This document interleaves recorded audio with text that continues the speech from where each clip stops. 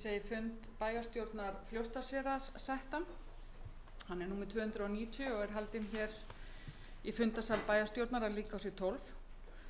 Dagskráin sem liggur hér fyrir fundinum í 10 liðum. En áður en göngum til dagskrár þá vil ég kannski bara fyrir þá sem heima sitja að í lið 2 sem ársreikningin og fyrir umræðu ársreiknings þá komin frétt á heimasíðu sveitarfélagsins sem á forsíðunni og þar í neðstu línunni stendur nánari greinargerð ásamt ársreikningi má finna hér og þar þá hægt að ýta á þá opnast slóðin þar sem ársreikningurinn fyrir þá sem vilja fylgjast með honum. En þá bara fyrsti liður á dagskrá sem starfsáætlanir nefnda Fljótsdalshéraðs 2019 og að þessu sinni það starfsáætlun félagsmálanefndar og hann að kynna Anna Alexandersdóttir, formaður nefndarinnar sem hér situr ásamt Júlíu Sæmundsdóttur félagsmálastjóra. Þannig að þá ætlum ég bara að fá að skipta hér.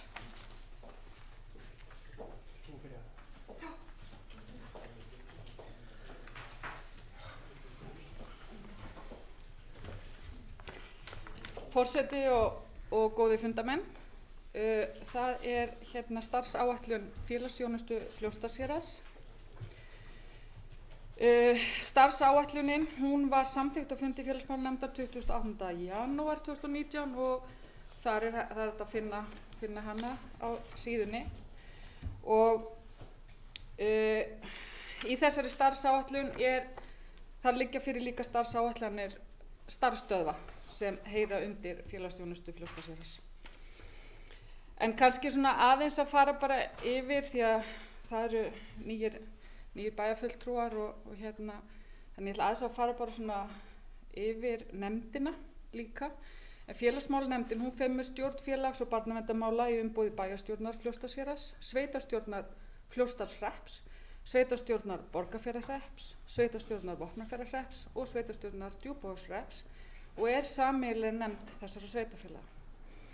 Undir starfsvið hennar fellur öll félagsleg þjónusta á borð við fjárhagsaðstoð, félagslega heimaþjónustu og félagslega ráðgjöf, auk þjónustu við aldraðra sem veitt samkvæmt lögum félagsþjónustu sveitarfélaga. Einnig þjónusta við íbúa með fötlun samkvæmt lögum, en félagsþjónusta Fljótsdalshéraðs annar af 2 framkvæmdaaðilum þjónustunnar á Austurlandi sem lögum samkvæmt eitt þjónustusvæði í málaflokknum. Félagsþjónusta Fljótsdalshéraðs einnig barnavernd á starfssvæði sínu samkvæmt fyrirmælum barnaverndarlaga og félagsmálanefnd Fljótsdalshéraðs jafnframt barnaverndarnefnd svæðisins. Og svona helstu verkefni nefndarinnar félagsleg ráðgjöf og fjárhagsaðstoð við einstaklinga og fjölskyldur, heimaþjónusta og liðveisla, málefni barna og fjölskyldna þeirra, þar með talin barnaverndarmál, þjónusta við eldri borgara og þar með talið dagvistun, úrræði í húsnæðismálum, frekari liðveisla við íbúa í þjónustu og íbúðakjörnum og í sjálfstæðri búsetu, búseta fatlaðra, hæfingarstöðvar og dagvistunarstofnanir og stuðningur og ráðgjöf og önnur stuðningsþjónusta við fatlaða og fjölskyldur þeirra. Og í starfsáætlun 2019 þar kemur fram að félagsþjónusta Fljótsdalshéraðs leitast við að vinna að valdeflingu þeirra sem til hennar leita með hliðsjón af mannréttindum og mannvirðingu. Starfsfólk beitir faglegum og vönduðum vinnubrögðum í þá íbúa á þjónustusvæðinu þar sem réttarstöðu fólks gætt og því mætt af virðingu og heiðarleika. Leita skal við að hafa í starfi á hverjum tíma vel menntað og hæfileikaríkt starfsfólk. Og meginmarkmið að stuðla að auknum lífsgæðum og velferð íbúa svæðisins í störfum sínum. Þjónustan skal vera sveigjanleg og miðast við þarfir einstaklings og fjölskyldunar og lögð áhersla á valdeflingu og sjálfsákvörðunarrétt og þess gætt að styðja einstaklinginn til sjálfshjálpar. Og félagsþjónusta Fljótsdalshéraðs vill efla lífsgæði íbúana með því að tryggja félagslegt og fjárhagslegt öryggi þeirra sem ekki geta sjálfir sér farborða, styrkja einstaklingi til sjálfsábyrgðar og sjálfshjálpar með því að virða sjálfsákvörðunarrétt hans og leita lausna á fordómaleysi, virðingu og á forsendu jafnræðis. Leggja áherslu á snemmtaka íhlutun og forvarnir með fyrirbyggjandi aðgerðum og fræðslu. Skapa börnum og ungmennum viðeigandi uppeldisskilyrði og styrkja fjölskyldur í uppeldishlutverki þeirra vera leiðandi í að byggja brýr milli fagstétta og stofnana sveitarfélagsins. Þjónusta miða að því að gera skjólstæðingu kleift að búa í heimili svo lengi sem þeir óska. Jafnframt séu tryggð viðeigandi úrræði þegar þeirra þörf. Vinna gegn aðgreiningu á grundvelli mismunandi þarfa, svo sem vegna aldurs, fötlunar eða uppruna og virða fjölbreytileika sem styrkleika, mæta einstaklingum með eigin forsendum og viðurkenna að þarfir þeirra geta verið ólíkar. Félagsþjónusta sé aðgengileg og sýnileg og auðvelt fyrir íbúa að leita sér stuðnings og ráðgjafar. Þessi starfsáætlun hún byggir að hluta til á sameiginlegri stefnumótun félagsþjónustu Fljótsdalshéraðs og Fjarðabyggðar. Náttúrulega ásamt lögum félagsþjónustu sveitarfélaga og lögum þjónustu við fatlað fólk með langvarandi stuðningsþarfir og lögum barnavernd, barnasáttmála Sameinuðu þjóðanna, mannréttindi yfirlýsingu Sameinuðu þjóðanna, samningi Sameinuðu þjóðanna réttindi fatlaðs fólks og framkvæmda áætlun málefnum fatlaðs fólks. Eins og ég sagði áðan það liggja fyrir starfsáætlun líka starfsstöðvanna. Á ég ekki bara að halda áfram með þessi ég og svo tekur þú við? Jú, það líst mér bara vel á. Við ætlum aðeins að skipta Júlía ætlar nefnilega að taka nokkur verkefni sem hún ætlar að fara yfir. En eitt sem er svo sem ekki inn í sem hefur bæst við inn í starfsáætlunina sem er ekki upp í skjalinu sem við samþykktum í janúar. Það er verkefni sem fór af stað það að koma á virkni miðstöð eða grunnendurhæfingu og þetta er samstarf þó nokkura aðila og til verkefnisins fékk styrkur frá vinnumarkaðsráði Austurlands. Og við fórum í ferð, við fórum og skoðum lýðheilsusetri í Hafnarfirði og hver á Akranesi ásamt starfsendurhæfingarstöðinni þar og ásamt því og hvernig samstarfið, það er mjög flott samstarf á Akranesi hvernig þeir vinna í þessum málum, bæði varðandi grunnendurhæfinguna og endurhæfinguna og félagsmiðstöðvarnar og þess áttar. Þannig að við erum í starthólunum í þessu og þau eru með okkur í verkefninu ungmennahúsi hér og starfsendurhæfingin. Það er fulltrúi Vinnumálastofnun frá Menntaskólanum. Þannig að þetta er alveg breiður vettvangur og vonandi förum við bara fljótlega á vordögum og í haust að sjá verkefni í gangi af þessu. Aðeins fyrir varðandi þekkingar og mannauðinn og þá er markmiðið að hafa áhugasamt starfsfólk með góða þekkingu, menntun og reynslu og skapa því gott starfsumhverfi og starfsmenn skulu studdir til að veita þjónustu af alúð og trúmennsku. Til þess að leiðir að þessu markmiði til þess að hafa á hverjum tíma vel mennta og hæfileikaríkt starfsfólk þá er samstarf við Austurbrú fræðsluáætlun sem hefur bara hefur verið í nokkur ár fyrir félagsþjónustuna, er núna í vinnslu fyrir skrifstofun í heild og þar er tekið mið óskum og þörfum starfsmanna sem kom fram í rýnihópum og er verið að gera áætlunum og þetta er bara mjög flott verkefni. Þannig að það er og samstarfið sem er líka við Menntaskólan að kynna störf hjá félagsþjónustunni meðal nemenda til að hvetja nemendur í að fara í nám tengt þessum störfum. En Júlía, er ekki búin að dekka sem ég ætlaði að fara? Jú, við hefum bara að gera það vel. Komið þið sæl.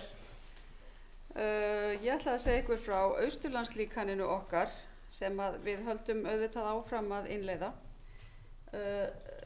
Teymið náttúrulega starfar í 7 grunnskólum þeirra 6 sveitarfélaga sem að standa að félagsþjónustunni og hefur bara gengið ágætlega þrátt fyrir ýmsa byrjunarörðugleika sem svo sem eiga von á. Við höfum til dæmis verið að glíma við starfsmannaskipti og veikindi sem hafa gert það að verkum að við höfum verið undirmönnuð. En í heildina litið held ég okkur miði ágætlega áfram og að það sé nokkur almenn ánægja með þetta nýja verklag þó við séum ennþá að feta okkur á nýjum brautum. Við byrjuðum að vinna eftir þessu verklagi til pröfu í apríl og maí á síðasta ári og byrjuðum svo í ágúst þegar skólarnir hófust að vinna á þennan hátt og ég held við förum ekki tilbaka aftur í gamla verklagið. Það margborgar sig að byrgja brunnin áður en að barnið dottið ofan í hann, það kostar minna og hefur minni afleiðingar fyrir fjölskylduna og barnið í því að barnið þá það vonandi ekki búið að líða eins lengi fyrir krónískar og slæmar aðstæður. Við náum að slökkva glóðina eins og við segjum í staðin fyrir að vera að slökkva alltaf stór bál. En við hófum líka samvinnu við félagsþjónustuna niður í Fjarðabyggð og lögregluna hérna á Austurlandi 1. mars í 2018 varðandi ofbeldisverkefni sem á upptök sín í Reykjanesbæ og Reykjanesinu öllu síðan 2013 og hefur meðal annars fengið nýsköpunarverðlaun félagsmálaráðuneytisins þáverandi og vakið mikla athygli og búið að taka upp víða land. Það eru ekki mörg svæði á landinu sem ekki hafa tekið upp þetta samvinnuverkefni. Þannig að við erum búin að vera í 1 ár að starfa innan þessa verklags og það hefur gefið góða raun líka. Það kannski synd að segja frá því að það sem helst hefur staðið okkar starfsfólki fyrir þrifum fæð verkefna. Við höfum bara ekki svo mörg tilfelli af heimilisofbeldismálum til þess að þjálfa og æfa starfsfólkið. En í þeim fáu tilfellum sem að hafa komið upp að þá hefur samstarfið gengið vel og við höfum átt í góðu samstarfi við lögregluna að hittast og fara yfir hvernig hefur gengið og hvað við megum læra af þeim uppákomum sem hafa verið og þróa verkefni frekar. Og við lögreglustjóri erum að skoða það að gera bækling sem þá bæði á ensku, pólsku og íslensku sem að mætti þá bera út í hvert hús varðandi bara að upplýsa fólk rétt þeirra og hvaða úrræði þeim standa til boða ef að þeir búa við heimilisofbeldi eða ofbeldi af einhverju tegund. Við erum allir þessi 7 skólar sem eru starfræktir í þessum 6 eða 5 sveitarfélögum sem standa félagsþjónustunni ætla að hefja átaksverkefni gegn skólaforðun. Og við töluðum nú að upphafsdagurinn yrði 1. mars en við erum ekki komin alveg í ganga ennþá, þetta svona í starfstólunum. Það tilbúið kynningablað til foreldra og nemenda og almennings og okkur langar auðvitað að kynna þetta fyrir fjölmiðlum líka. En markmiðið eins og með áherslum okkar í þjónustu við börn og fjölskyldur að ná snemmtækri íhlutun og forvörnum. Við eigum því miður allt og mörg tilfelli af börnum, jafnvel unglingum sem að hafa langan tíma mætt illa í skóla og rannsóknir sýna að þessum börnum sem að þróa með sér alvarlega skólaforðun að þeim farnast oft mjög illa í lífinu og verða undir. Þau heltast úr námi, þau festast eða tolla illa í vinnu. Þeim farnast verð bara í sambúð og lífinu almennt, eru verið í stakk búin til þess að ala sjálfur upp börn og veita þeim umbúðaramma sem börn þurfa að búa við og svo framvegis. Og sorgleg raun að þetta oft einstaklingar sem að enda á örorku og í vanvirkni til framtíðar og auðvitað kostar það samfélagi gríðarlega í fjármunum en það auðvitað lýðheilsufræðilega sorglegt fyrir einhvern að enda þannig snemma í lífinu. Þannig að við viljum mæta þessum börnum snemma og þessum fjölskyldum sem ráð ekki við að uppfylla skólaskylduna. Við viljum meina að við þurfum að mæta í skóla eins og vinnu og ef að það eru frávik frá því að þá grípum við til markvissra aðgerða. Það þá ef að börn eru með 5% fjarvistir í skóla þá hringir umsjónarkennari heim og ræðir við foreldra og upplýsir þá það að fjarvistir séu 5%. 10% þá kallað til fundar með skólastjórnanda, umsjónarkennara og barni og það gjörð áætlun úrbætur til skamms tíma, oftast bara 3 vikna, mest 4, og það vita það allir þegar að sú áætlun undirrituð að ef ekki verða úrbætur innan þessa tíma að þá málið lagt fyrir Austurlandslíkanið teymið til þess að finna úrræði og úrbætur fyrir börnin. Þannig að við viljum vera með snemmtæka íhlutun og ná til vandans í upphafi, ekki þannig að nái að verða krónískur og langvarandi og skaða barnið til framtíðar.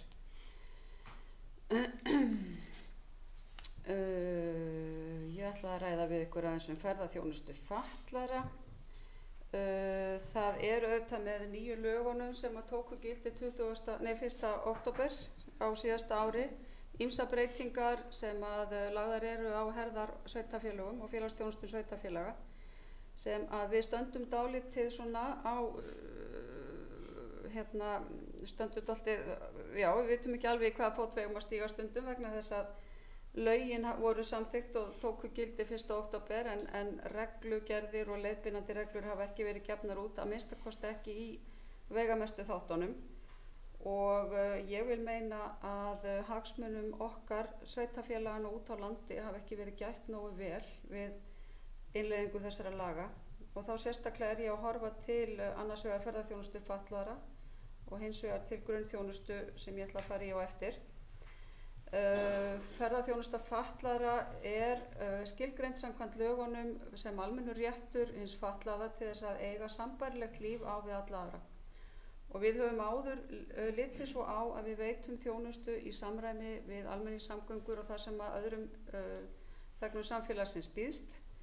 En í víðustu túlkun og skilningi lagana þá í raun og veru eiga fatlaðir rétt á akstri hvenær sem og hvar sem til nánast allra athafna daglegs lífs, að sjálfsögðu til þess að sækja sér menntun og störf og almenna þjónustu, heilbrigðisþjónustu og versla og svo framvegis.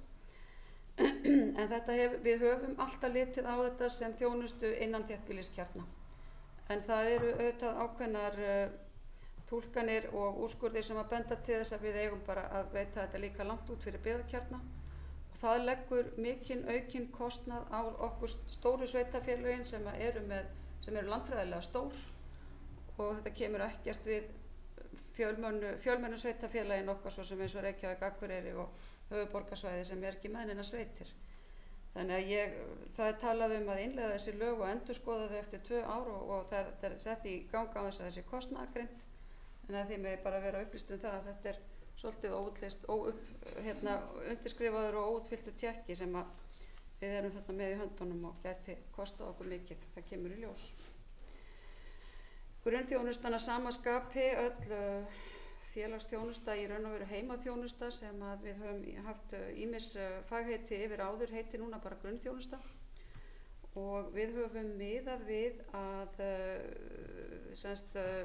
grunnþjónustan sem sveitarfélagi kostar við fatlaða sé 10-15 tímar á mánuði hérna áður fyrr en það skýrt ekki fram í lögunum að nú það 10-15 tímar á viku sem gerir þá 60 tíma á mánuði samkvæmt túlkun lagana sem gerir þá það að verkum að það leggst á okkur meiri kostnaðar við að veita þjónustu við fatlaða og það seinna sem að jöfnunarsjóður kemur með viðbótargreiðslur á móti og það heldur ekki gert ráð fyrir því í þessum lagabreytingum að mæta þessari auknu stuðningsþörf sem að þessari auknu kostnaðarhlutdeild sveitarfélagana.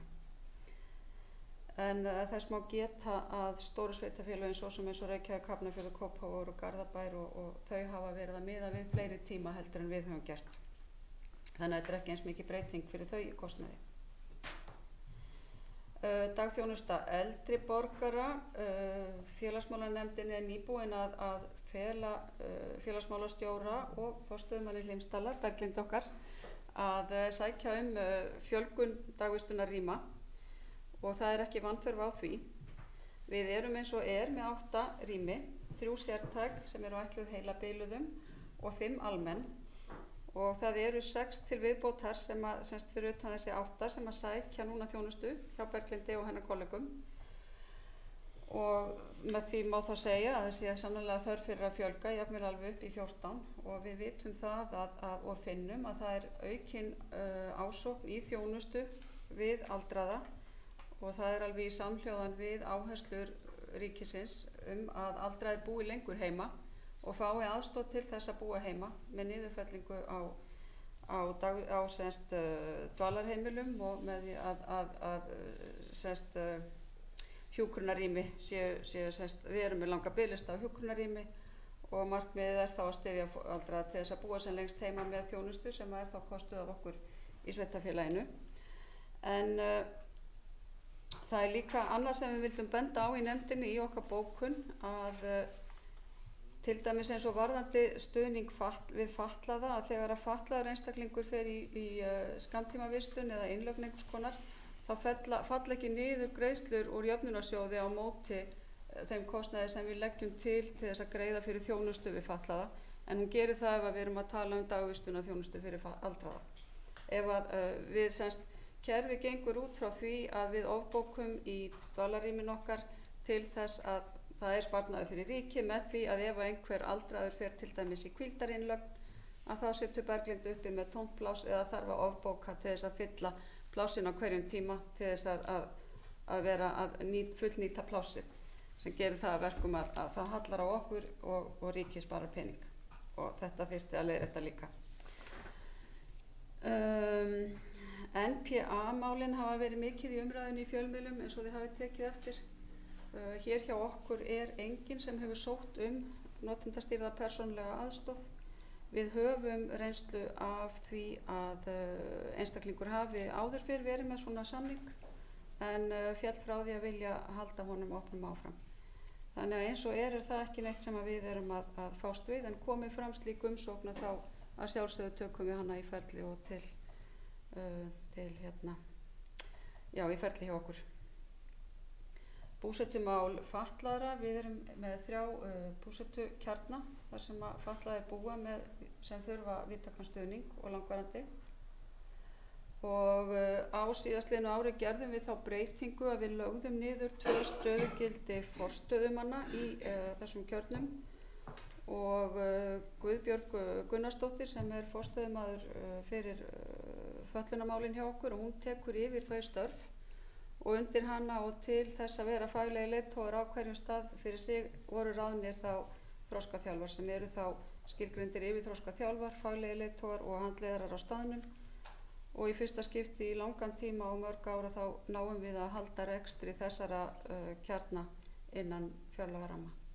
Þannig að það jákvætt og gott að svo komið. Og ég var búin að minnast aðeins á nýju lögin sem að setja okkur í pínu klemmu varðandi það að túlka hvar við stöndum varðandi þau og við höfum til dæmis ekki endurskoða reglur okkar sveitarfélags varðandi og út frá nýju lögunum þar sem að okkur vantar leiðbeinandi reglugerðir í flestum tilfellum en þess vegna erum við auðvitað að vinna út frá gömlu reglunum okkar sem miða við gömlu lögin og taka tillit til nýju lagana svo langt sem það nær. En við skerum okkur ekkert úr með það frá öðrum sveitarfélögum og öðrum félagsþjónustum. Það standa allir í sömu sporum hvað það varðar. Kannski eitt við að bæta varðandi nýju lögin, þá erum við að vinna að öldungaráði og notendaráði. Já. Það lögð aukin áhersla á notendasamráð í nýju lögunum og ég glemt að fara yfir það. Gott þú bendir mér á það. Sem sagt, núna eigum við að vera með notendasamráð við fatlaða. Það þýðir það að fatlaðir eru í ráði þar sem að þeir hafa aukin aðgangað ykkur, kjörnum fulltrúin sem hafa áhrif þá þjónustu sem þeir fá og eins við okkur sem að störfum við að þjónusta þá. Og þetta auðvelt að koma á koppinn hér vegna þess að við höfum í 2 ár verið með tilraunaverkefni þar sem að fatlaðir hafa starfað í notendasamráði. Þannig að það í ferli varðandi reglur og erindisbréf og fleira en gengur vel með það og eins liggja fyrir samningar og drög að öldungaráði, þar eiga líka að vera samstarfsvettvangur og samráðsvettvangur við aldraða þá þjónustu sem að þeir fá og þeir liggja fyrir og búið að eiga samráð við félag eldri borgara og Hlimmsdali og forstöðumanni þar, hún kom mikið að því og þessi drög öll klár og verða samþykkt á næsta fundi félagsmálanefndar að ég vona og svo lögð fyrir bæjarstjórn og þá hægt að undirrita og byrja að uppfylla þau skilyrði lagana. Þá höfum við klárað. Við þökkum Önnu Alexandersdóttur og Júlíu Sæmundsdóttur kærlega fyrir þessa kynningu. Orðið er laust fyrir þennan fyrsta dagskrárlið. Gunnhildur, gjörðu svo vel.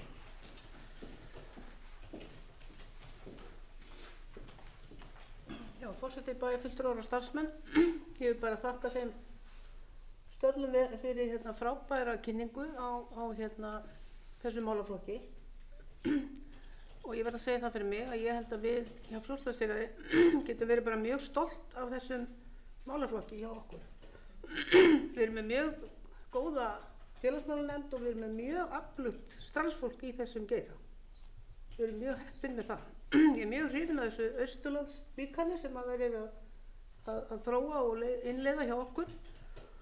Og ég held að já, bara starfsemin í það heila er bara mjög góð hjá okkur og öflug, duglegt starfsfólk og frábært.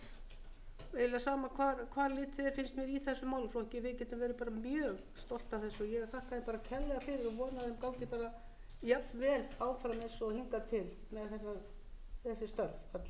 Takk fyrir. Gunnhildur Ingvarsdóttir lokið málsins. Orðið er ennþá laust. Berglind Harpa Svavarsdóttir, bæjarfulltrúi.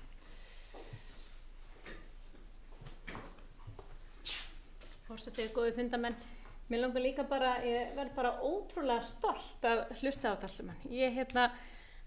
Mér finnst við vera með svo mikil forvarnarverkefni í gangi og maður verður svo ægilega stoltur að heyra þegar önnur bæjarfélög eru svona spennt eins og varðandi Austurlandslíkanið að bara gaman að hafa svona flott starfsfólk eins og það er búið að vera að segja og bara mikilvægt og við erum bara fordæmisgefandi fyrir landið allt með snemmtaka í hlutum sem er mjög mikilvægt upp á börnin að gera, upp á framtíðina. Bara takk kærlega fyrir. Berglind Harpa Svavarsdóttir lokið málsins. Orðið er ennþá laust.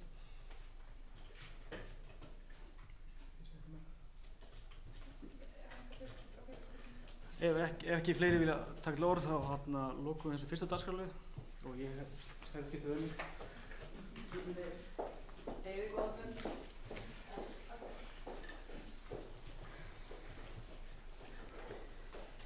Já, þá er það annar liður á dagskránni og það er ársreikningur 2018 og það er Björn Ingimarsson, bæjarstjóri, sem leggur hann fram til fyrri umræðu. Forseti og góði fundamenn, ég ætla nú að taka þið fram að ég er óvenju vel til hafður í dag og því ræður dagurinn, öskudagur. Við reynum að vera vel til höfð hér á öskudag starfsmenn Fljótsdalshéraðs hér upp á skrifstofu, því hingað fáum við góða gesti sem að reikna frekar með því að við séum í lagi þegar þau mæta. En ég ætla nú að fara yfir nokkrar stærðir úr ársreikningi Fljótsdalshéraðs fyrir árið 2018 sem hér er til fyrri umræðu í bæjarstjórn. Ég mun ekki fara ítarlega yfir niðurstöðu ársreikningsins en vísa til ársreiknings sem birtu, það er þegar búið að birta á heimasíðu sveitarfélagsins ásamt fréttatilkynningu sem mun vera birt þar líka. Rekstrarafkoma Fljótsdalshéraðs fyrir árið 2018 var jákvæð 209 milljónir króna samkvæmt samstæðureikningi sveitarfélagsins en fjárhagsáætlun 2017 með viðaukum gerði ráð fyrir 222 milljónir króna. Rekstrarafkoma A-hluta var jákvæð 131 milljón króna en fjárhagsáætlun með viðaukum gerði ráð fyrir 134 milljónir króna í rekstrarafgang. Rétt er að vekja athygli á því að í fjárhagsáætlun sveitarfélagsins var ekki gert ráð fyrir sérstakri niðurfærslu og eignarhlut sveitarfélagsins í Vísindagarðinum EHF en í ársreikningi ársins 2018 er eignarhlutur sveitarfélagsins í framangreindu félagi færður niður sem nemur 32,4 milljónir krónur og lækkar rekstrarafgangur A-hluta sem því nemur.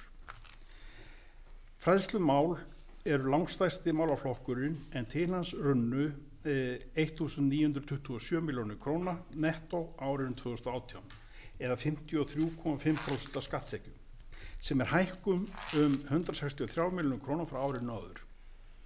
Til félagsþjónustu var veitt 534 milljónir króna og þar meðtalið málefni fatlaðs fólks sem sveitarfélagið hefur sinnt frá og með árinu 2011. Hækkun á milli ára nemur 22 milljónir króna. Íþrótt- og æskulýðsmál eru þriðja stærsta verkefni sveitarfélagsins en til þeirra mála var varið 310 milljónir króna. Hækkun á milli ára nam 26 milljónir króna.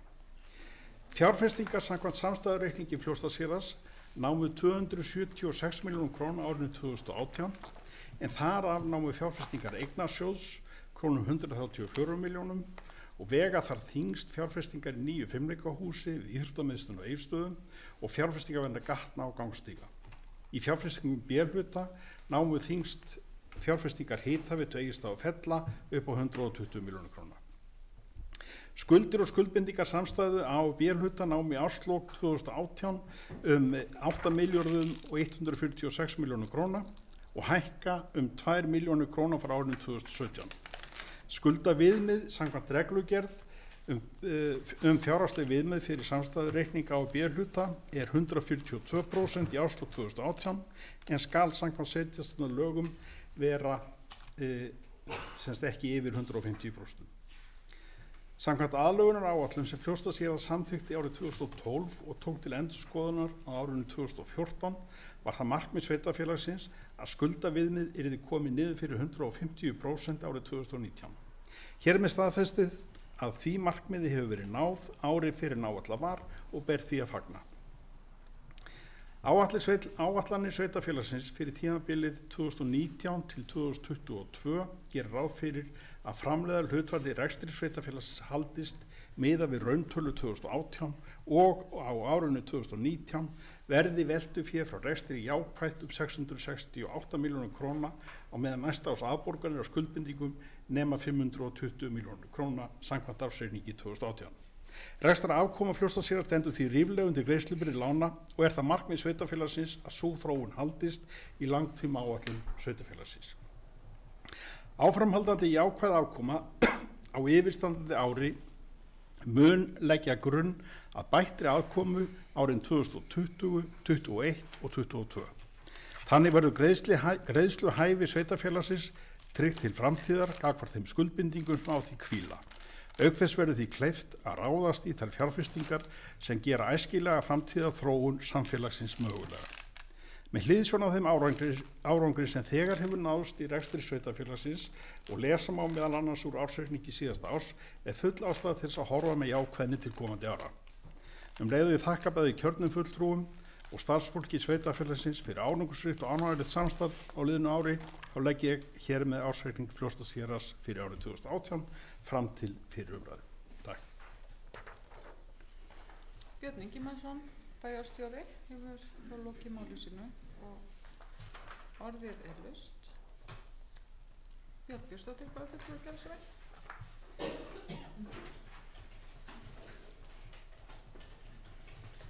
Forseti og ágætu bæjarfulltrúar og aðri starfsmenn. Ég vil nú að þakka Birni bæjarstjóra kærlega fyrir góða kynningu og ekki síður fyrir glæsilegan búning í dag, þó að sé svolítið erfitt að taka hann alvarlega en líka gleðjan með því að ég er búin að setja mynd af þér svona til fara inn á samfélagsmiðla. En annars langaði mig aðalega bara hér að koma upp og fagna þeim góða árangri sem að hér hefur verið lýst. Það er að segja að við erum að ná ári fyrir en áætlað var að komast undir þetta fræga skuldaviðmið og þar með undan eftirlitsnefnd sveitarfélagana.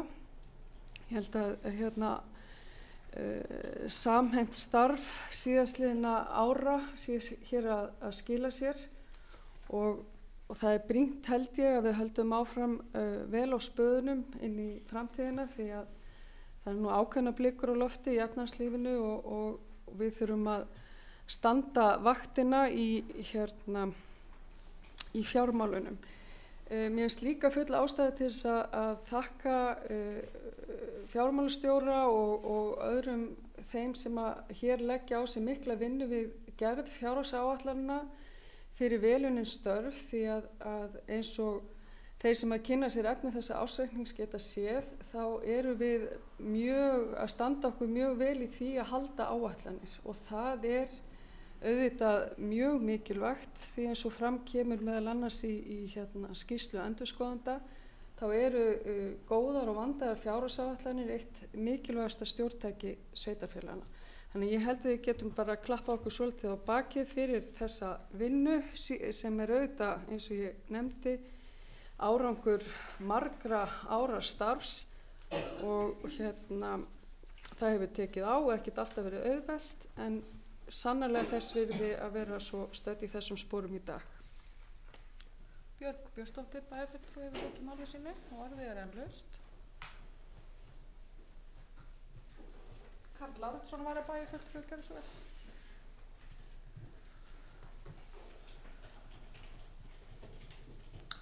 Forseti, bæjarfulltrúar, starfsmenn, ég vil taka undir orð Bjargar hérna áðan og þakka bæði núverandi og fyrrverandi sveitarstjórnarfulltrúum fyrir frábært starf. Ég kom fyrst nálægt sveitarstjórnarpólitík 2010 og þá var ástandið ekki mjög bjart. En það má segja að allir þeir sem komu að sveitarstjórnarmálum, hvort sem voru í meirihluta eða minnihluta, unnu mjög þétt saman að koma þessum málum í betra horf. Og þetta núna ákveðin tímamót sem við erum búin að horfa á svona til fjarlægar í langan tíma en nú erum við búin að ná þessum stað og því ber bara að fagna og ég vil bara þakka öllu sem hafa komið að þessu og stjórn bæjarfélagsins fyrir að hafa unnið mjög gott starf. Takk. Karl Lárensson var að bæjarfulltrúi hefur lokið máli sínu. Það eru fleiri sem óskast að taka til máls. Gunnhildur Ingvarsdóttir, bæjarfulltrúi, gjörðu svo vel.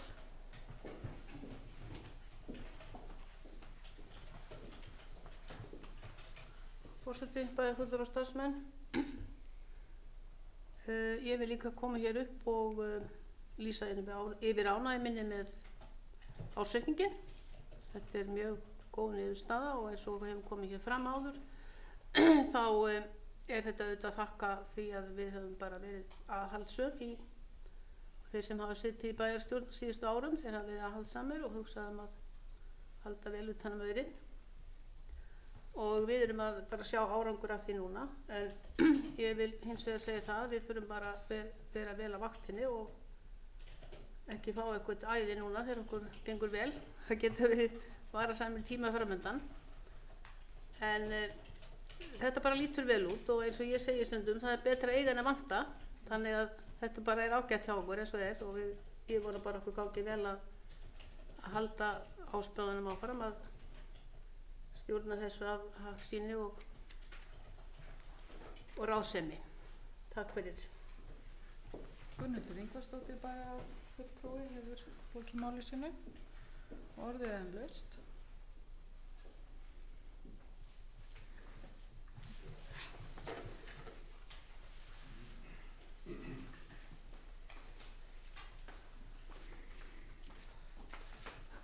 Anna Alsandóttir, allir takla máls. Forseti og góður fundarmenn.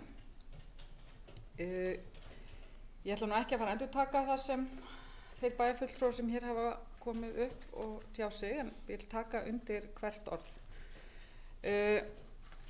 Samt ætla ég að endurtaka örlítið. Það að þakka kærlega og þakka þeim sem hafa lagt sitt lóð á vogarskálarnar því að þetta samstarf allra.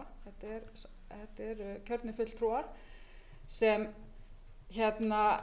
og þeir sem eru inn í nefndum sem þú veist eru þar að vinna að og þar eru ýmsar svona kröfur og áherslur og menn vilja vinna ákveðnu en menn leggja sig mjög fram að ná ramma í áætlun og svo það starfsfólkið og það náttúrulega ekki ástæðulausu og þeir sem skoða fundargerðir bæjarráðs að það fjármál fyrsti liður og hverjum einasta bæjarráðsfundi fjármál. Þannig að fjármálastjóri og bæjarstjóri þeir standa sig einstaklega vel í og við fáum alls konar greiningar þar inn og ýmislegt þar sem hægt þá að bregðast við ef svo ber undir. og þar sem bæjarfulltrúi Gunnhildur fór inn á að vera á vaktinni þá það náttúrulega bara, það klárlega sem við verðum áfram og kannski eitt dæmi það að í langtíma áætlun þá náttúrulega eru fjárfestingar, við erum fara eins og þær eru settar upp, þá það framkvæmda fyrir eigið fé. Þannig að það sýnir nú bara, held ég, okkar metnaði því að ná að minnka skuldir, samt að vera að framkvæma, en þú veist, það svo sem ekki þar með sagt að menn þurfa að fara í einhverja framkvæmd sem kannski krefst einhverja lántöku, en allavega eins og áætlun í dag, þá eru framkvæmdir áætlaðar fyrir eigið fé. Þannig að bara, ég er mjög ánægð með þennan ársreikning líka og hvernig við þurfum að vera vel á vaktinni því að bara 1% verðbólguhækkun hefur alveg heilmikil áhrif á rekstur hjá okkur. En takk. Anna Alexandersdóttir hefur lokið máli sínu, orðið ennþá laust. Ef ekki, þá ætla ég að skipta.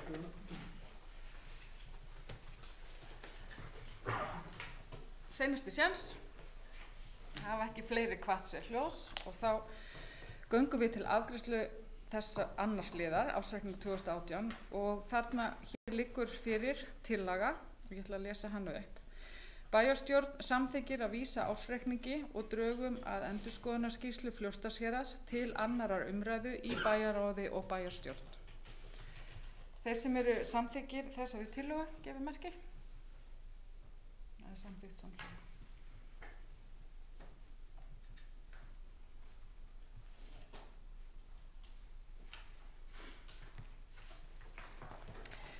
Þá höfum við afgreitt þennan annan lið. Þá það þriðji liður á dagskrá sem bæjarráð Fljótsdalshéraðs. Það var fundur nr. 461 sem fór fram bara fyrir í dag og það var nú bara einn liður þar undir sem við erum búin að afgreiða. Þannig að ég vil væntanlega kannski opna mælendaskrá ef einhver vill taka til máls.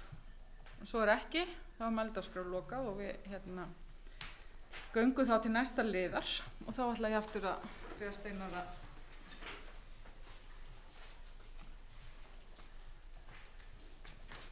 þá göngum við til fjórða liðar sem 460. fundur bæjarráðs Fljótsdalshéraðs og til máls tekur Anna Alexandersdóttir bæjarfulltrúi.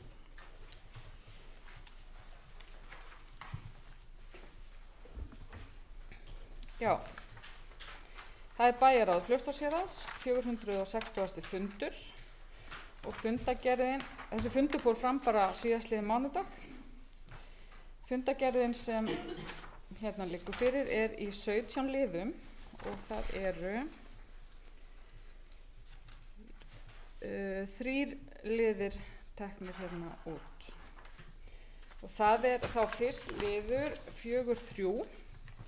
Það fundagerð 9. fundar svæðisskipulagsnefndar SSA sem haldið var, og þessi fundur var haldinn 11. febrúar síðastliðinn og þar eftirfarandi tillaga fram vegna liðar 1 í fundagerð svæðisskipulagsnefndar frá 11. febrúar samþykki bæjarstjórn breytta lýsingu svæðisskipulags Austurlands sem tekur tillit til athugasemda Skipulagsstofnunar. Það liður 4.11 sem aðalfundur árssala BS 2019. Lagt fram fundaboð á aðalfund árssala sem boðaður hefur verið þriðjudaginn 12. mars. Og eftirfarandi tillaga lögð fram. Bæjarstjórn samþykkir að fela Birni Ingimarssyni umboð og atkvæði Fljótsdalshéraðs á fundinum. Og það liður 4.12 Ísland ljóstengt. Til fundar bæjarráðs mættu Gunnar Jónsson, formaður stjórnar HEF og Páll Breiðfjörð, framkvæmdastjóri HEF og kynntu bæjarráði stöðuna í ljósleiðaravæðingu dreifbýlisins á Fljótsdalshéraði en HEF sem hitaveita Egilsstaðafella, ég nefndi það nú ekki upphafi, hefur verið að vinna að áætlun að því verkefni fyrir hönd sveitarfélagsins. Og eftirfarandi tillaga lögð fram að tillögu bæjarráðs samþykki bæjarstjórn fyrirliggjandi tilboð frá fjarskiptasjóði en frestur til að ganga frá því til 8. mars. Það einnig skoðun bæjarstjórnar að HEF eigi að vera fyrsti kostur sem væntanlegur samstarfsaðili við lagningu ljósleiðara dreifbýli sveitarfélagsins samkvæmt umræddu tilboði frá fjarskiptasjóði. Það er ekki fleira tekið út í þessari fundargerð og hún er hér lögð fram til umræðu og afgreiðslu. Anna Alexandersdóttir hefur lokið máli sínu, orðið er laust. Björg Björnsdóttir bæjarfulltrúi.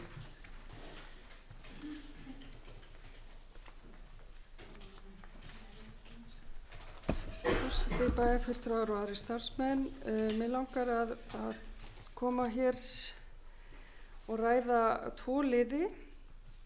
Í fyrsta lagi lið 4.12. Eins og þarna kemur fram þá hefur stjórn Hitaveita Egilsstaða verið að skoða hvort að fyrirtæki geti komið að þessari uppbyggingu ljósleiðara í dreifbýli á Fljótsdalshéraði og mig langaði að segja að mínu viti, og ég sit nú í stjórn HEF, þá er þetta mjög mikilvægt verkefni sem ég hef viljað nálgast út frá almannahagsmunum. Það er að segja að fyrir HEF geti það verið mjög áhugavert að taka þátt í þessu verkefni með almannahagsmuni í huga. Það er að segja að það er eiginlega fátt brýnna í dag fyrir sveitarfélög heldur en og í raun og veru íbúa sveitarfélag heldur en að hafa aðgengi að góðri netþjónustu. Við vitum að því er ekki að heilsa eins og staðan er í dag þó að það hefur verið gerð mikil bragarbót með sveitarnetinu og það hafi algjörlega gjörbreytt stöðunni. En það er kannski enga síður ástæði til þess að hnykkja á því að þetta verkefni er hins vegar og verður alltaf fyrst og síðast á ábyrgð sveitarfélagsins þó að hitaveitan geti verið og við teljum mjög vanlegur samstarfsaðili í þessu verkefni. Þannig að það verður gaman að sjá hvernig þessu vindur áfram og ég held að mér sé óvægt að segja að innan stjórnar HEF þá er full eining það að skoða þetta þáttöku HEF þarna með mikilli alvöru, enda mikilvægt og brýnt verkefni að ræða. Mér langaði líka að taka til máls hér undir lið 4.14, niðurstöður könnunar vinnuskóla fyrir ungmenni. Mér finnst þetta mjög áhugaverð skýrsla sem þarna kemur frá umboðsmanni barna og ég held að sé full ástæða til þess að við skoðum vel hvernig við erum að standa þessum málum hér á Fljótsdalshéraði. Af því að það er gert ráð fyrir að afgreiðsla bæjarráðs sé staðfest, þá langar mig til þess að koma með smá breytingartillögu þar inn og kannski þarf ég bara að leggja það fram sem nýja tillögu og ég geri það þá hér með. Mér finnst nefnilega full ástæða til þess að vísa þessu erindi ekki bara til umhverfis- og framkvæmdanefndar og verkefnisstjóra umhverfismála eins og afgreiðsla bæjarráðs gerir ráð fyrir, heldur einnig til ungmennaráðs Fljótsdalshéraðs. Það er algjörlega í takti við það sem kemur fram í skýrslu umboðsmanns barna og ég held að við eigum og verðum að muna að vera dugleg að vísa málefnum sem heyra svona gjörsamlega beint undir ungmennaráði til þeirra. Þannig að ég legg þá fram tillögu og hún hljóðar svo, ég skal senda ritarana þegar ég loki máli mínu. Bæjarstjórn samþykkir að vísa erindunum til umhverfis- og framkvæmdanefndar, verkefnastjóra umhverfismála sem og til ungmennaráðs Fljótsdalshéraðs. Sérstaklega verði óskað eftir hugmyndum ungmennaráðs væntingar þeirra til starfa á vegum vinnuskóla, svo sem hvað varðar val á störfum og til þeirra tækifæra sem felast í starfsemi vinnuskóla til fræðslu og eflingar ungmenna. Þetta skal ég senda ritara. Þessi síðustu liðir sem ég nefna sérstaklega, þeir eru fengnir beint úr skýrslu umboðsmanns og ég held að við eigum að hlýta hans svona tillögum. Takk. Björg Björnsdóttir bæjarfulltrúi, orðið er ennþá laust.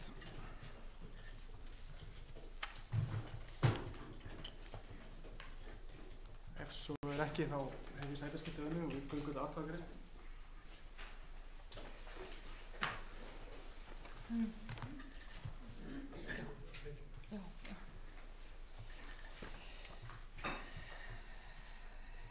ef ekki eru fleiri sem vilja kveða sér ljós þá er mælendaskrá loka og við göngum til afgreiðslu.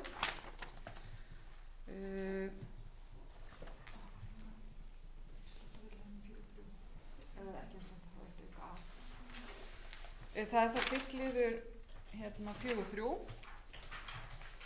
sem er fundargerð 9. fundar svæðisskipulagsnefndar SSA. Þeir sem eru samþykkir tillögunni sem þarna liggur fyrir gefi merki. Það er samhljóða.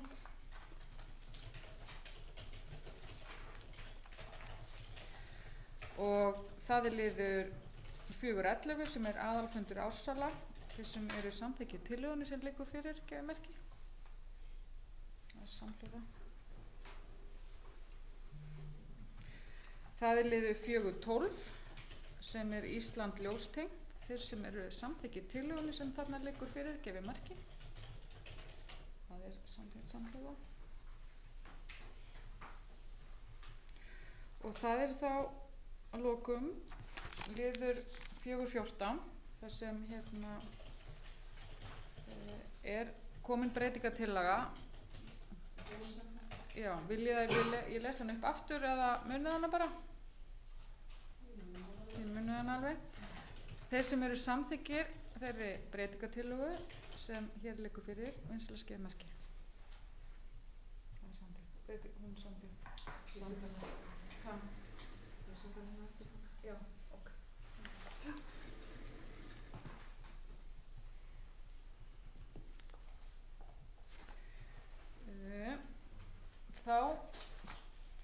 Það er liður 4.13 þar sem afgreiðsla bæjarráðs er staðfest. Þannig að já, þá höfum við bara klárað þennan lið. Afgreiðsla honum. Næst er það 5. liður. Þar er einnig bæjarráð Fljótsdalshéraðs. Fundur númer 459. Fundargerðin sem þarna liggur fyrir er í 6 liðum og það eru þarna, þeir eru lagðir fram allir til kynningar.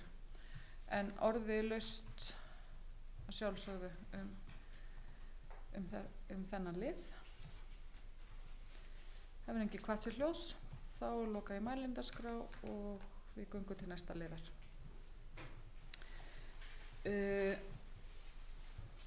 Það er 7. liður á dagskrá sem er umhverfis- og framkvæmdanefnd. Og það er Benedikt Slíðar Stefánsson, já, ég var varabæjarfulltrúi sem kynnir efni þessara fundargerðar.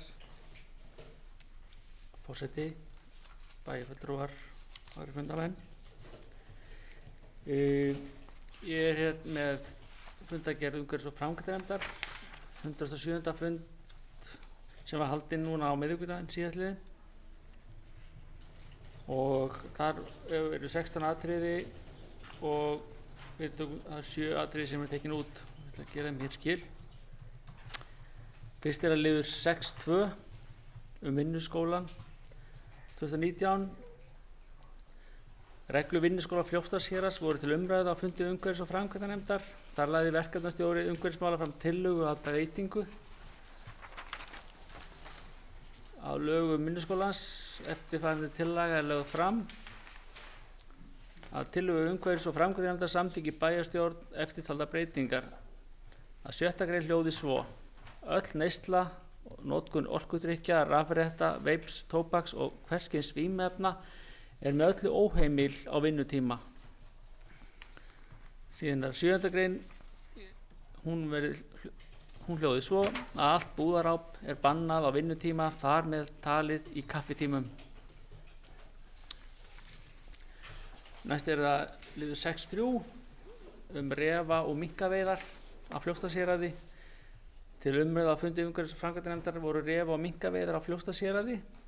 Verkefnastjóri umhverfismála fór yfir stöðu samninga refa og minkaveiðar en núverandi samningar renna út 31. ágúst næstkomandi.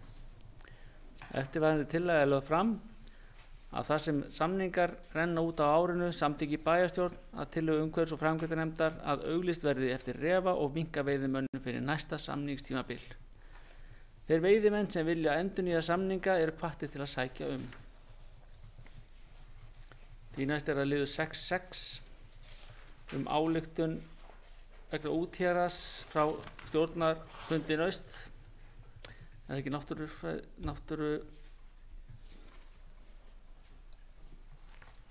já, er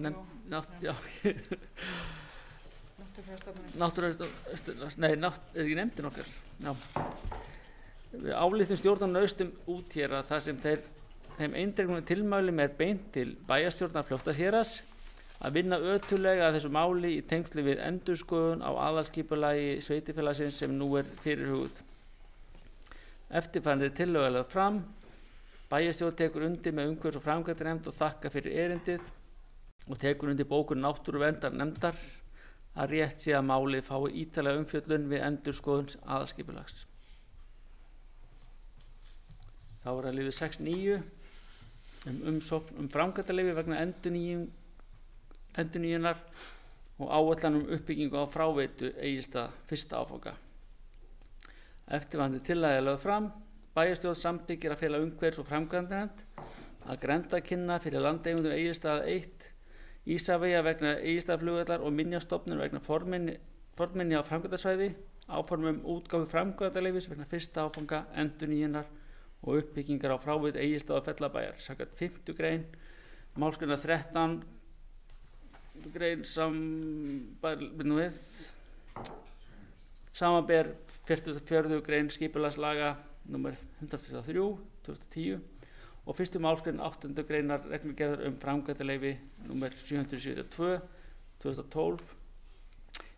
Jafnframt afli nefndin lögbundinna umsagna vegna útgáfu framkvæmdaleyfis samhliða grenndarkynningunni. Þá er liður 6.10 umsókn framkvæmdaleyfi vegna byggingar Kröflulínu 3. Eftirfarandi tillaga er lögð fram að tillögu umhverfis- og framkvæmdanefndar samþykki bæjarstjórn fyrirliggjandi erindi Landsnets vegna Kröflulínu 3 innan Fljótsdalshéraðs og felur skipulags- og byggingarfulltrúa að gefa út framkvæmdaleyfið í samræmi við reglugerð framkvæmdaleyfi nr. 772/2012. Næst er það liður 6.11 skipting jarðar innan Steinholts. Fyrir liggur erindi frá eigendur Steinholts vegna landskipta á jörðinni. Eftirfarandi tillaga er lögð fram að tillögu umhverfis- og framkvæmdanefndar samþykki bæjarstjórn að bæjarstjórn veiti jákvæða umsókn vegna landskiptana og felur skipulags- og byggingarfulltrúa afgreiðslu málsins. Svo að lokum er það liður 6.16 erindi göngu- og hjólreiðastíga í nágrenni þéttbýlisstaðanna á miðhéraði. Síðan snemma á árinu 2013 hefur hópur áhugamanna í sveitarfélaginu leita úrbóta fyrir umferð gangandi og hjólandi í nágrenni þéttbýlisstaðanna á miðhéraði. Eftirfarandi tillaga er lögð fram að bæjarstjórn tekur undir með umhverfis- og framkvæmdanefnd og þakkar innlegg inn í umfjöllun framtíðasvæði fyrir göngustíga. Umhverfis- og framkvæmdanefnd mun koma ábendingum til Arkís varðandi svæðið við flugvallarenda til að tryggja að umferð gangandi verði ekki hindrun með girðingum. Takk fyrir. Benedikt Hlíðar Stefánsson bæjarfulltrúi hefur lokið við að fara yfir efni þessara fundargerðar og mælendaskrá er opin. Kristjana Sigurðardóttir bæjarfulltrúi, gjörðu svo vel.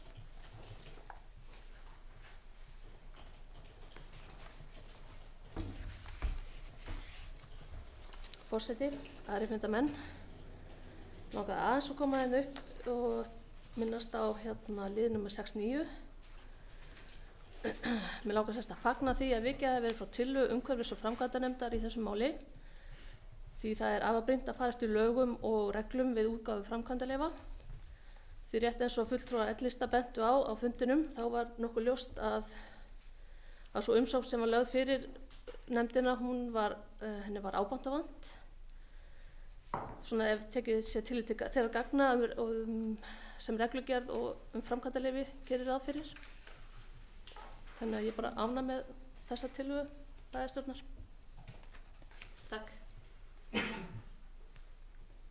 Kristjana Sigurðardóttir hefur lokið máli sínu. Mælendaskrá er opin.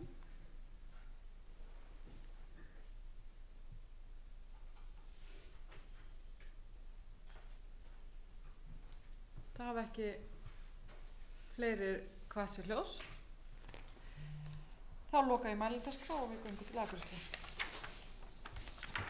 Það er þá fyrst liður 6.2 sem er vinnuskóli 2019 og þeir sem eru samþykkir tillögunni sem þarna liggur fyrir vinsilega skjöfumerki.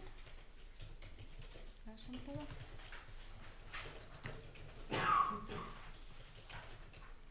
Og það er liður 6.3 refa og minkaveiðar á Fljótsdalshéraði. Þeir sem eru samþykkir tillögunni sem liggur fyrir skjöfumerki.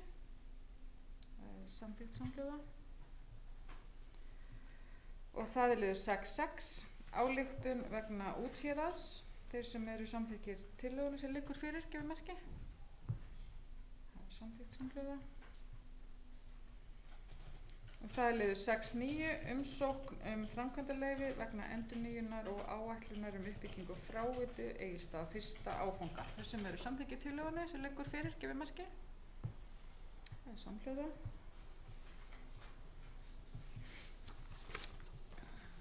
Og það er liður 6.10 umsókn framkvæmdaleyfi vegna byggingar Kröflulínu 3. Þeir sem eru samþykkir tillögunni sem þarna liggur fyrir skjöfumerki. Það er samhljóða. Og það er liður 6.11 skipting jarðarinnar Steinholts. Þeir sem eru samþykkir tillögunni sem liggur fyrir skjöfumerki. Það er samhljóða.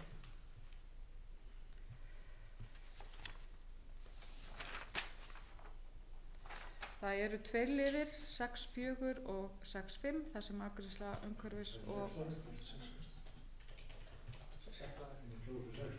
Já, 6.4, 6.5, það er meira, það er 6.7. Nú, já, viljið þið klára þetta? Heyrðu, það er liður 6.16, göngu og hjólreiðastígar í nágrenni þéttbýlisstaðanna á Miðhéraði. Eins gott að, ég var að tjekka hvort ég tæki eftir. Heyrðu, þeir sem hérna, það liggur þarna fyrir tillaga og þeir sem eru samþykkir henni skjöfumerki. Það er samþykkt samhljóða. Heyrðu, þá ætla ég að fara yfir liðina sem eru hérna, það sem afgreiðsla nefndarinnar staðfest. Það er liður 6.4, 6.5 og 6.7. Þá hérna höfum við afgreitt þennan lið, þennan 7. lið. Næst er það 7. liður og það er atvinnu- og menningarnefnd, 83. fundur nefndarinnar og það er Gunnhildur Ingvarsdóttir, bæjarfulltrúi sem kynnir fundagerðina og drög á bókuna.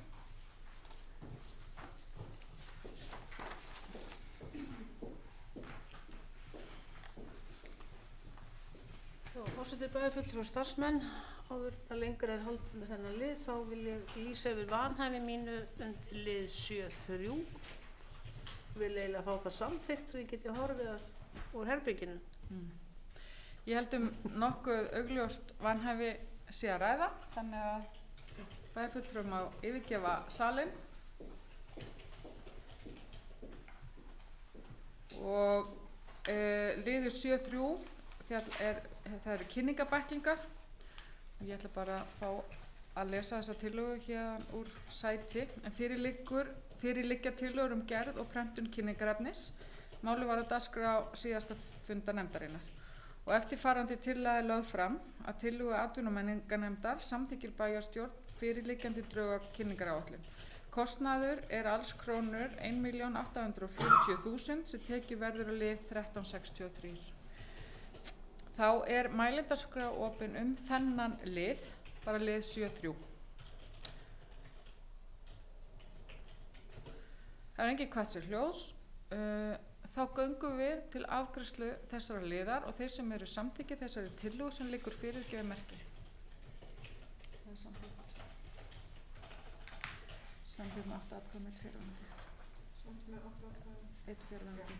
Eða samþykkt samhljóða og 1 fjarverandi. Þá má Bæjarfulltrúinn ganga í salinn.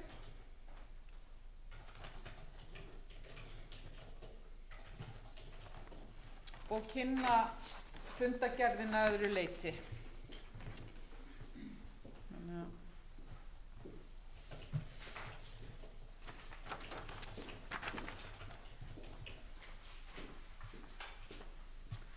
Á fundastöðu bæjarfulltrúar og starfsmenn þá klára ég þennan lið. Það var sem sagt liður 7. Hann er í 6 liðum og 4 teknir út en það er búið að afgreiða einn þeirra þannig að þá eru 3 hér eftir.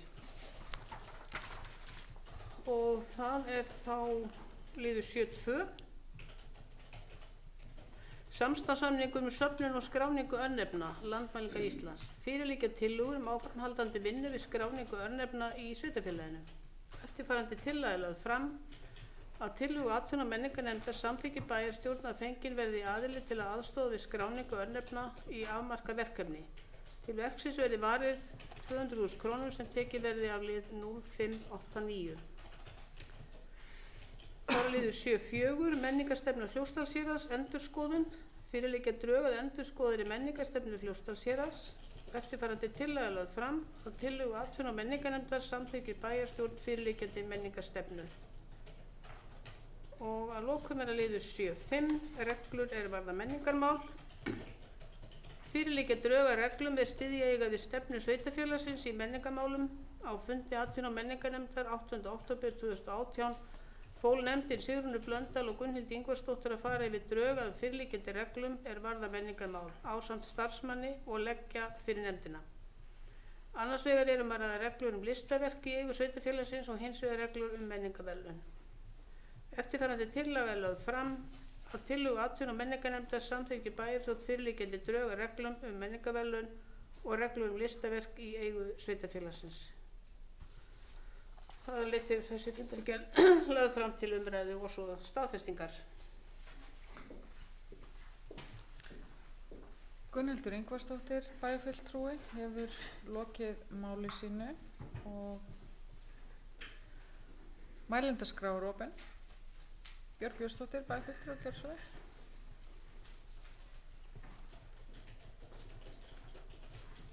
Forseti, bæjarfulltrúar og aðrir starfsmenn.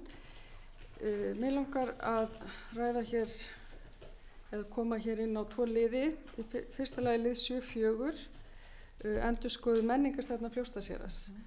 Mér finnst mikið ánægju efni að þessi menningarstefna liggi hér fyrir til afgreiðslu og það er augljóst að nefndin hefur lagt mikið á sig til að gera hana vel úr garði og það er vel. Ég held að við vitum það öll hversu framarlega Austurland hefur staðið almennt í menningarmálum og hún í raun og veru má segja að Austurland hafi verið svolítið í fararbroddi hvað varðar til að mynda sameiginlega stefnu sveitarfélaga í menningarmálum og sem að ef ég skjöplast ekki var hér fyrst staðfest árið 2000 og vakti athygli einmitt vegna þess að sveitarfélögin sameinuðust hana.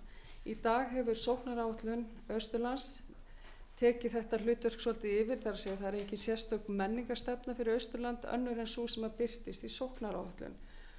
Og það skiptir því mjög miklu máli að sveitarfélögin séu öll svolítið vakandi fyrir þessum mikilvæga málaflokki í okkar samfélagi því að við lifum ekki á hverju á ég segja, ísunni einni saman eða lambakjötinu heldur er það nú bara þannig að þegar að fólk er að leita sér að stað til að búa og þá skiptir svolítið miklu máli að það sé öflugt menningarstarf í sveitarfélaginu.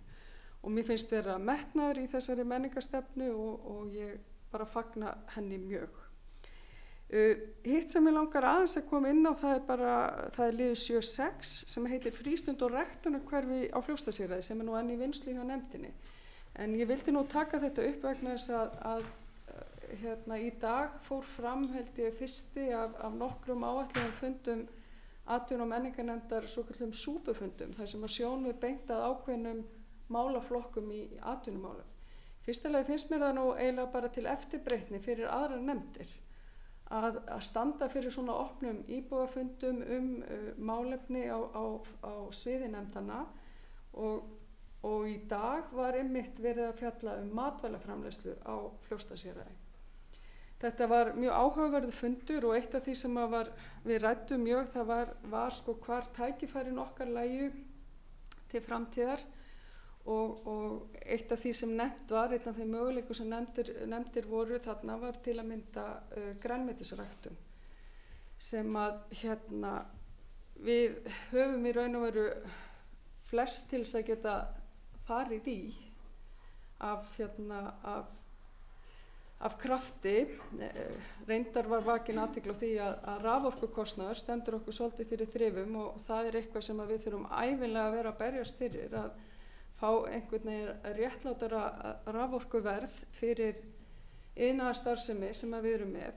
En þar sem mér langaði að nefna af því að þessi liður 7.6 er að fjalla hér ákveðið svæði sem hefur verið skilgreint undir svona ræktunarstarfsemi, þá held ég að þetta sé eitthvað sem við ættum sannarlega að hafa í huga þegar við förum að endurskoða aðalskipulag og jafnvel að deiliskipuleggja sérstaklega svæði sem við sjáum fyrir okkur undir svona matvælaræktun.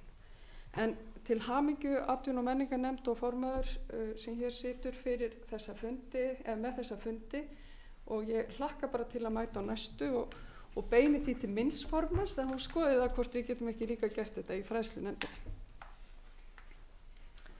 Björg Björnsdóttir, bæjarfulltrúi, hefur lokið máli sínu og orðið er enn laust.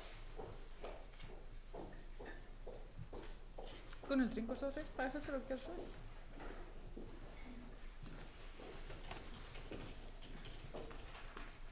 Já, forseti, bæjarfulltrúar og starfsmenn. Ég vil bara tilneita að koma hérna upp og þakka Björgu Björnsdóttur bæjarfulltrúa fyrir fallegu orði í garð okkar í atvinnu- og menningarnefndinni.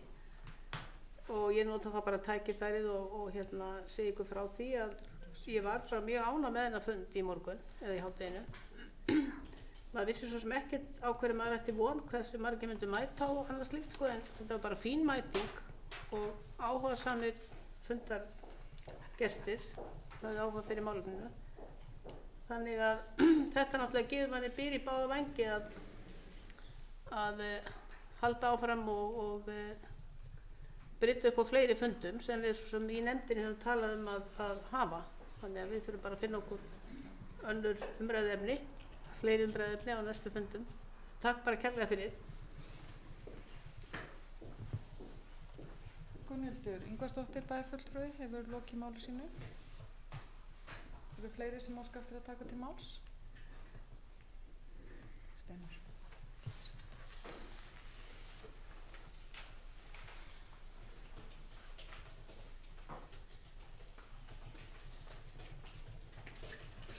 Anna Alexandersdóttir, gjörðu svo vel. Forseti og góður fundamenn, ég ætla að taka til málsinn undir lið 7.6 og kannski aðeins að tvista það saman með fundin í dag þó að hann er ekki undir einhverjum lið hérna. Ég ætla bara að taka undir orð Bjargar bæjarfulltrúa. Þetta var góður fundur í dag og þetta er það sem við þurfum að gera. Það hlýtur alltaf að vera hlutverk sveitarfélagsins að tengja saman fólk og opna á umræðu og þetta er bara flott plan hjá atvinnu- og menningarnefnd með þessa súpufundi. Að því að bæjarfulltrúi Björg kom aðeins inn á raforkuverð, þá náttúrulega í þessu erindi þarna í 7.6 þar er verið að tala um vargerðarstaði og því miður þá er það skilgreining RARIK að það sé í dreifbýli. Sveitarfélagið hefur gert athugasemd við þetta en Orkustofnun, er ekki að fara með rétt mál, þeir staðfestu bara þetta og þannig að því miður þá er okkar iðnaðarsvæði, þar sem við erum að vinna í deiliskipulaginu, er í dreifbýli, skilgreint.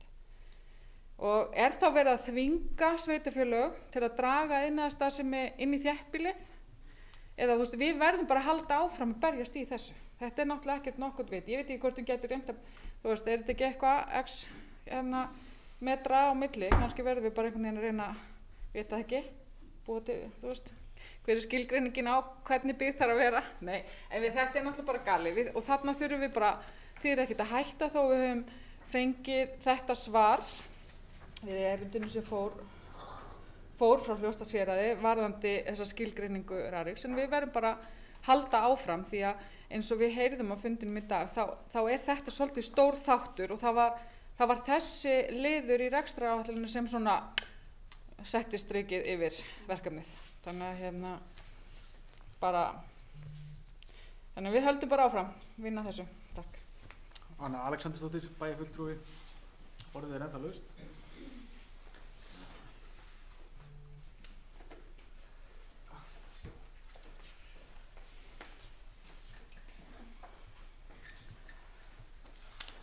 Það ekki fleiri sem hafa kvætt sér hljós. Nei, þá mælendaskrá lokað og við göngum til afgreiðslu.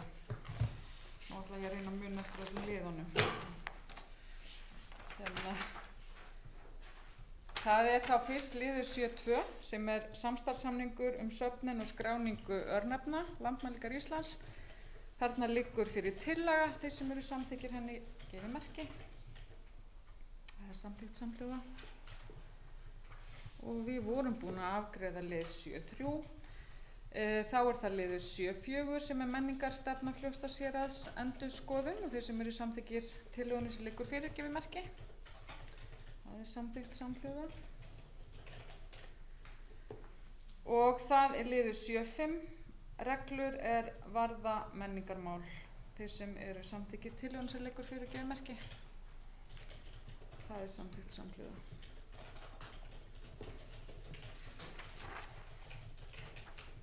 Þá höfum við afgreitt þennan 7. lið. Þá það 8. liður og það íþrótta- og tómstundanefnd og það Berglind Harpa Svavarsdóttir, bæjarfulltrúi sem kynnir fundargerðina og drög að bókunum.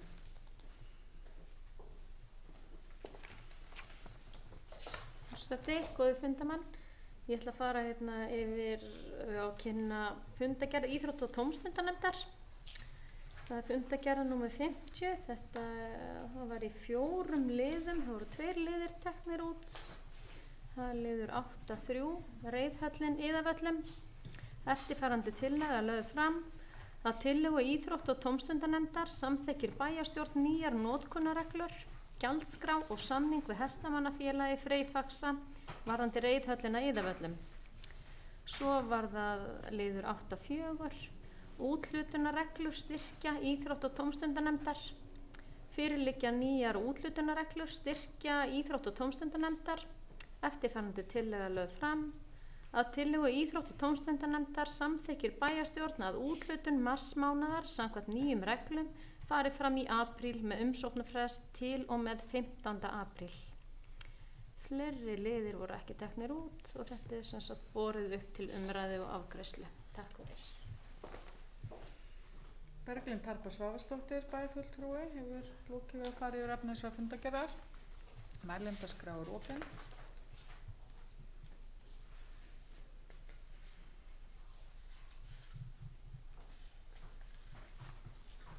Það hefur engin kvatt sér hljós. Loka ég mælendaskrá og við göngum til afgreiðslu.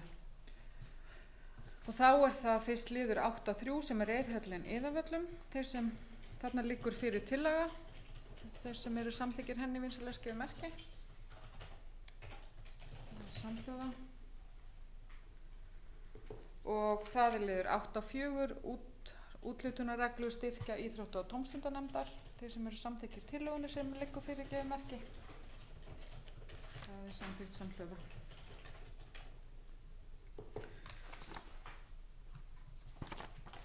Þá höfum við afgreitt þennan 8. lið. Næst það 9. liður og það 12. fundur náttúruverndarnefndar og það Karl Láritsson varabæjarfulltrúi sem kynnir hér fundargerðina og drög að bókunum.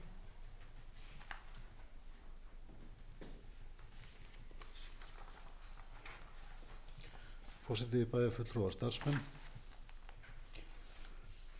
Fundargerðin í 7 liðum og 1 liður dreginn út. Það er liður 9.6 friðlýsingar á Fljótsdalshéraði.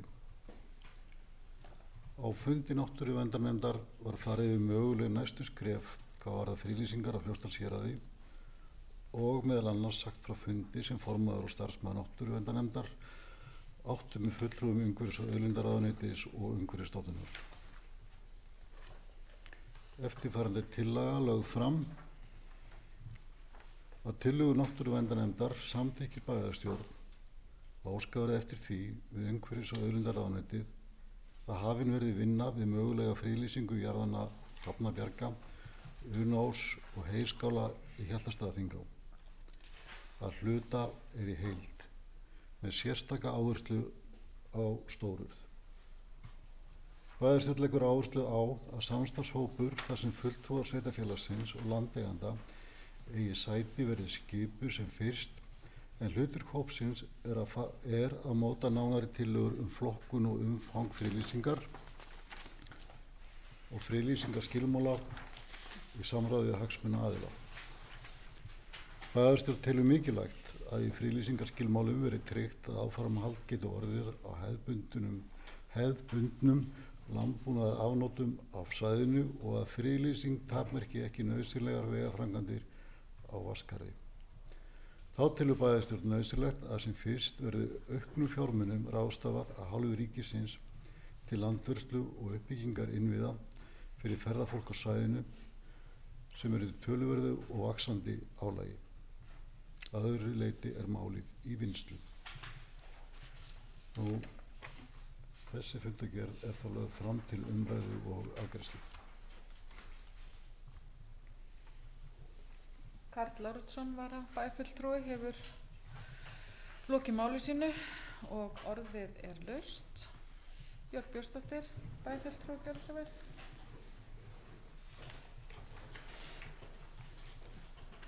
Forseti, ágætu bæjarfulltrúar og starfsmenn, mér langar að ræða hér lið 9.6 og í raun og veru bara fagna því að hér sé verið að leggja til að það verði farið að vinna að friðlýsingu jarðanna Hrafnabjarga, Unós og Heyskála í Hjaltastaðaþingá og að sérstök áhersla verði lögð á stórurð. Þetta er náttúrulega einstök náttúruperla sem við höfum hér í nágrenninu og mjög mikilvægt að fara að grípa til einhverja ráðstafana varðandi hana því að ásókn á þetta svæði hefur verið að aukast jafnt og þétt á undanförnum árum. Mér sýnist líka að það var nú skipaður, það er auðvitað í gangi sérstakt átak á vegum umhverfisráðuneytisins í framgangi friðlýsinga og mér sýnist að stórur falli mjög vel að því verkefni sem að starfshópur þetta átak hefur verið ætlað að vinna og þar er meðal annars minnst á svæði undir álagi ferðamanna sem er svæði þar sem að náttúruverndargildi hefur rýrnað vegna álagsferðamanna og að vinna skula friðlýsingu þeirra. Mér finnst þetta mjög spennandi verkefni og ég tek líka mjög undir það að það verður að vinna þetta í góðu samstarfi við hagsmunaaðila á svæðinu og minni á það sem að framkomi í máli ráðherra þegar hann kynnti fyrir okkur hér í þessum sal þetta átak að það eru til ýmis stig af friðlýsingu og friðlýsing þýðir ekki endilega það með ekki nokkur lifandi maður fara svæðið. Þannig að ég held þetta sé ákaflega brýnt verkefni í tilfelli stórurðar og við eigum klárlega að horfa til þess að skoða fleiri svæði hér í okkar stóra og landmikla sveitarfélagi sem að geta henta fyrir friðlýsingu. Björk Björnsdóttir, bæjarfulltrúi, hefur lokið máli sínu. Karl Lárusson, bæjarfulltrúi, gjörðu svo vel.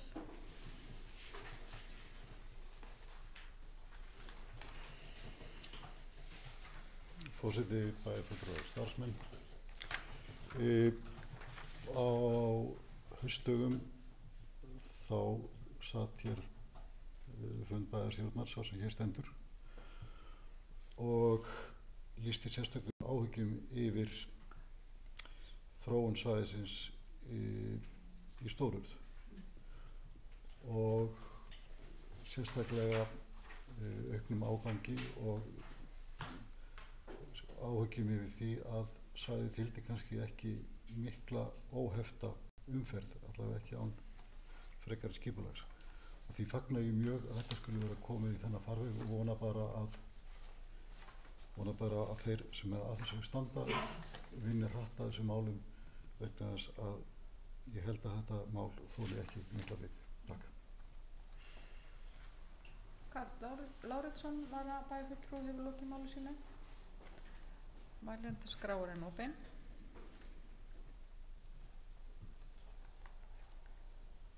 Það hafa ekki fleiri hvatt sér hljós. Þá loka ég mælendaskrá og við göngum til afgreiðslu. Það var einn liður í þessari fundargerð. Það var liður þá 9.6 friðlýsingar á Fljótsdalshéraði og þeir sem eru samþykkir tillögunni sem þarna liggur fyrir gefur merki. Það er samþykkt samhljóða. Og ég ætla að vekja athygli á því líka að afgreiðsla náttúruverndar í lið 7.9 er staðfest. Nei, í 9.7. Í 9.7. Já, þannig var svona dagur. Já, það er öskudagur. Já, það er guð. Þá höfum við lokið við þennan 9. lið og næst er það 10. liður á dagskrá og það er ungmennaráð Fljótsdalshéraðs og það er Björn Ingimarsson, bæjarstjóri, sem kynnir þessa fundargerð og drauga bókunum. Forseti og góðu fundarmenn. Já, það er fundargerð ungmennaráðs 27. fundur sem er í 6 liðum og þar eru 2 teknir út og það er fyrst liður 10.5 milljarður rís og þar liggur eftirfarandi tillaga fyrir. Bæjarstjórn tekur undir með ungmennaráði Fljótsdalshéraðs og þakkar fyrir frábæra mætingu á milljarður rís þann 14. febrúar síðastliðinn, þar sem dansa var gegn kynbundnu ofbeldi. Málið er ákaflega þarft og líkt og ungmennaráð mælis bæjarstjórn til þess að næsta ungmennaráð taki að sér skipulagningu viðburðarins að ári. Og síðan er liður 10.6 frumvarp bann við notkun burðarplastpoka og þar er innleiðing þannig að umhverfisráðherra hefur lagt fram frumvarp bann við notkun burðarplastpoka. Segir í frumvarpinu að 1. júlí 2019 verði óheimilt að afhenda alla burðarpoka, þar með talið burðarpoka úr plasti án endurgjalds á sölustöðum vara og skal gjaldið vera sýnilegt á kassakvittum. Frá og með 1. janúar 2021 verður síðan óheimilt fyrir verslanir að afhenda burðarpoka úr plasti. Ekki skiptir máli hvort það er með eða án gjalds. Og eftirfarandi tillaga er lögð fram. Bæjarstjórn tekur undir með ungmennaráði Fljótsdalshéraðs og lýsir yfir ánægju með frumvarpið, mælti með því að fólk kynni sér vefsíðuna spurt og svarað bann við burðarplastpokum á vef Stjórnarráðs Íslands. Og þá er ekki í rauninni fleira hér tekið út, þannig að fundargerðin er hér með lögð fram til umræðu og staðfestingar. Björn Ingimarsson, bæjarstjóri, hefur lokið við að fara yfir efni fundargerðar ungmennaráðs. Mælendaskrá er opinn.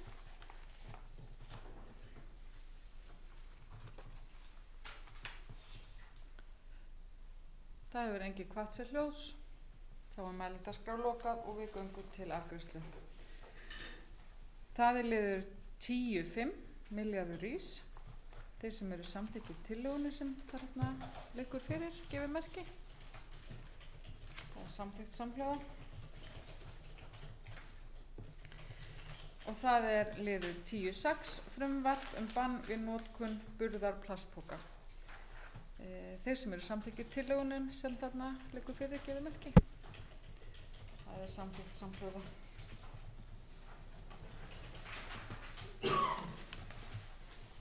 Þá er dagskráin hjá okkur tæmd. Við slítum samt ekki fundi fyrir en við höfum lokið við að fara yfir undirrita fundagerðina en við rjúfum hér með